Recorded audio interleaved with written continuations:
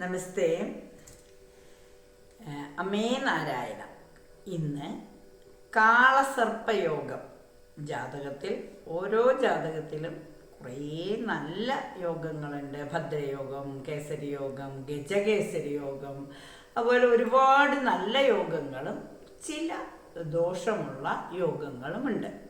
അതിൽ ദോഷം എന്ന് പറയുന്ന കളസർപ്പയോഗം ഉണ്ടോ, എന്നാൽ ഇത്തിരി കഷ്ടമായിരിക്കും എന്ന് പറയുന്ന ഒരു ദോഷമുള്ള ഒരു ചെറിയ ദോഷം സൂചിപ്പിക്കാവുന്ന ഒരു യോഗമാണ് കാളസർപ്പയോഗം. ഇത് രാഹു കേതുക്കൾ, അതായത് ഒരാളുടെ ജാതകത്തിലെ ഗ്രഹനിലയിൽ രാഹു കേതുക്കളുടെ ആ രാഹുവും കേതുവും നിൽക്കുന്ന, അതായത് രാഹുവിൻ്റെ 7ാം ഭാവത്തിലായിരിക്കും കേതു. കാരണം തലയും വാലും ഇല്ലാത്ത അർദ്ധ നക്ഷത്രങ്ങളാണ്. ഒരാളുടെ 7ലാണ് മറ്റേയാൾ നിൽക്കുക. അപ്പോൾ ആ രാഹുവിൻ്റെ 7ാമത്തെ രാശിയിലായിരിക്കും കേതു നിൽക്കുക, കേതുവിൻ്റെ 7ാമത്തെ രാശിയിലായിരിക്കും രാഹു നിൽക്കുക. അവർക്ക് പ്രത്യേകിച്ച് ക്ഷേത്രങ്ങളൊന്നുമില്ല. അത് ആ ജനിക്കുന്ന ഗ്രഹനിലയ്ക്കനുസരിച്ചിട്ടാണ്, ഗ്രഹനിലയിൽ ലഗ്നത്തിനനുസരിച്ചിട്ട് ഓരോ സ്ഥാനം, ഗ്രഹങ്ങളുടെ സ്ഥാനം, അന്നത്തെ സ്ഥാനം എന്താണോ അതാണ്. ഒരു രാശിയിലെ രാഹുവും കേതുവും 1.5 വർഷമാണ് ഒരു രാശിയിൽ ഉണ്ടാവുക.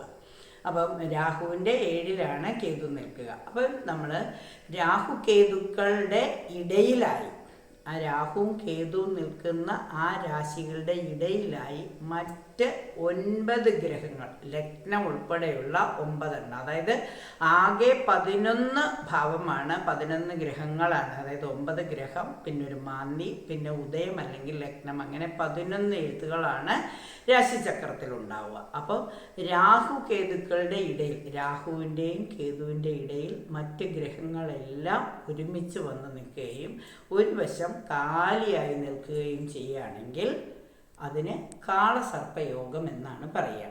അപ്പം ആദ്യത്തെ ഇപ്പം സർപ്പം മുതൽ കേതു വരെയുള്ള ശിഖി, സർപ്പം എന്നാണ് രാഹുവിന് രാശിചക്രത്തിൽ സൂചിപ്പിക്കുന്നത്, കേതുവിന് ശിഖി അല്ലെങ്കിൽ ശി എന്ന അക്ഷരം കൊണ്ടാണ് സൂചിപ്പിക്കുന്നത്. അപ്പോൾ സായ്ക്കും ശിക്കും ഇടയിൽ ഒരു വശത്തായി മറ്റ് ഗ്രഹങ്ങളെല്ലാം, അതായത് ലഗ്നം, അതുപോലെ തന്നെ മന്ദൻ, മാന്തി, ഗുരു, ശുക്രൻ, ബുധൻ, രവി, ചന്ദ്രൻ, ഇങ്ങനെയുള്ളതെല്ലാം വരികയും മറ്റ് 5 ഭാഗം ഇങ്ങനെ കാലിയായി നിൽക്കുകയും ചെയ്യുമ്പോഴാണ് അത്രേ കാളസർപ്പയോഗം ആ ജാതകത്തിൽ ഉണ്ടാവുക. അങ്ങനെ വരുമ്പോൾ നമുക്കറിയാം, ആ യോഗമുള്ളവർക്ക് അവരുടെ പ്രത്യേകത എന്താ വെച്ചാൽ ഒരു കിണ്ടി വാലിൽ പെട്ട അവസ്ഥയായിരിക്കും. ഒരു കിണ്ടിയുടെ വാലിൽ നമ്മൾ പെട്ടുപോയാൽ എങ്ങനെ ഇരിക്കും? വാലിൽ കൂടി പുറത്തേക്ക് കിടക്കാൻ നോക്കിയാൽ അവിടെ കൊമ്പും കുലുക്കി ഹസ്തി നിൽക്കുന്നു എന്ന് പറയാം, ആന നിൽക്കുന്നു. എന്നാൽ അകത്തുകൂടെ എങ്ങനെയെങ്കിലും കിടക്കാൻ നോക്കിയാൽ കിണ്ടിയുടെ ഉള്ളിലൊരു പത്തി വിടർത്തിയൊരു സർപ്പം നിൽക്കുന്നു.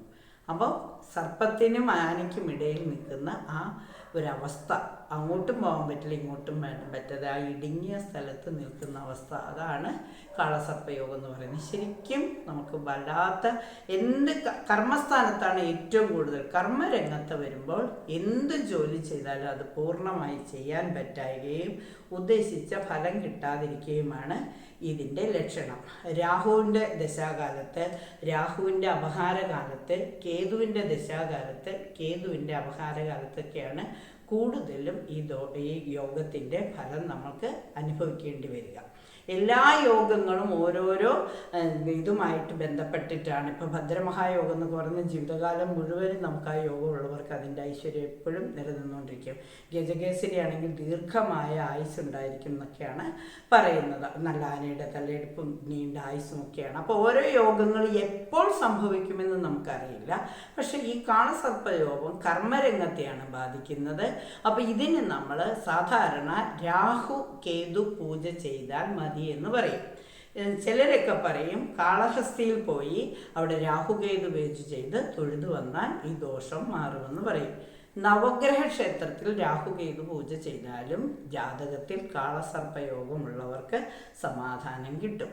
പിന്നെ നമ്മുടെ കേരളത്തിലെ ഒരു കാളഹസ്തിയാണത്രേ പാലായിലുള്ള, അതായത് കോട്ടയം ജില്ലയിലെ പാലായ്ക്കടുത്തുള്ള കടപ്പാട്ടൂർ ശിവക്ഷേത്രം. മരപ്പൊത്തിലിരിക്കുന്നത് പോലെയാണ് ശിവഭഗവാന്റെ സാന്നിധ്യം എന്നാണ് അവിടെ പറയുന്നത്.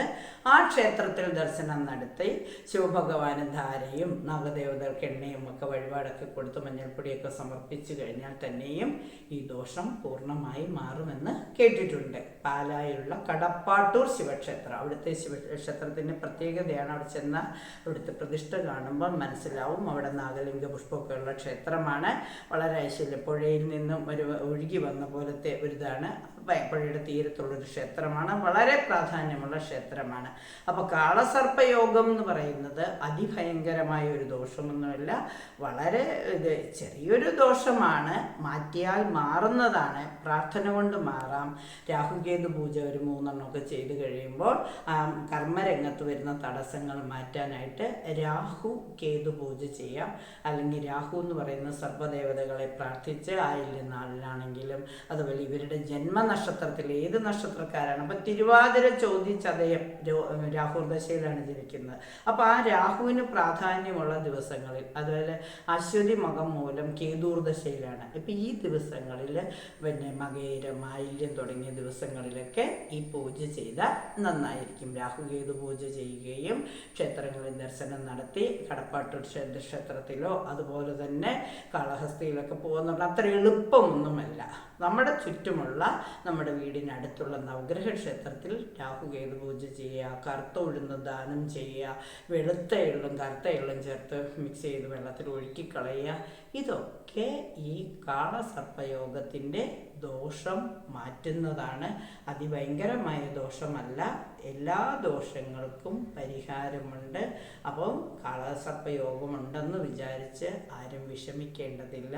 മക്കളുടെ ജാതകത്തിലോ ഭർത്താവിൻ്റെ ജാതകത്തിലോ അല്ലെങ്കിൽ കുടുംബത്തിൽ ആരുടെയെങ്കിലും ജാതകത്തിൽ അങ്ങനെ ഒരു ദോഷമുണ്ടെങ്കിൽ തീർച്ചയായും രാഹുകേതുക്കളെ പ്രാർത്ഥിക്കൂ. എല്ലാ അനുഗ്രഹങ്ങളും നേടൂ.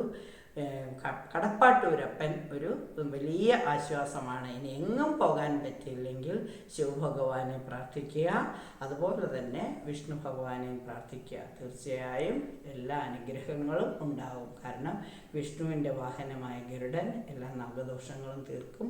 അപ്പോൾ ഗരുഡനെ പ്രാർത്ഥിച്ചാലും മതി എന്ന് പറയും. ചിലർ ഗരുഡ യന്ത്രം ധരിച്ചാൽ പോലും ഫലമുണ്ടെന്ന് പറയും. അതിൽ എനിക്ക് കൂടുതൽ അറിയില്ല. പക്ഷേ തീർച്ചയായിട്ടും കടപ്പാട്ടൂർ പോയി ദർശനം നടത്തി വന്നവർക്ക് കർമ്മരംഗത്ത് കുറച്ച് ആ ദോഷമൊക്കെ മാറി ടീച്ചറെ സമാധാനമുണ്ട് എന്ന് പറഞ്ഞ് എനിക്കറിയാം. കാളഹസ്തിയിൽ പോയിട്ടും ദോഷങ്ങളൊക്കെ മാറിയവരുണ്ട്. രാഹുകേതു പൂജ ചെയ്തിട്ടും ദോഷങ്ങൾ മാറിയവരൊക്കെ ഒരുപാട് പേരുണ്ട്. അപ്പോൾ തീർച്ചയായും ഓരോ യോഗങ്ങളും ഉണ്ടെങ്കിൽ അതിനുള്ള പ്രതിവിധികളുമുണ്ട്. തീർച്ചയായും നമുക്ക് ദോഷങ്ങളെല്ലാം മാറി ഏറ്റവും നന്മകൾ അനുഭവിക്കാൻ, സന്തോഷം അനുഭവിക്കാൻ, സമാധാനം അനുഭവിക്കാൻ സാധിക്കട്ടെ എന്ന് പ്രാർത്ഥിച്ചുകൊണ്ട് നന്ദി, നമസ്കാരം.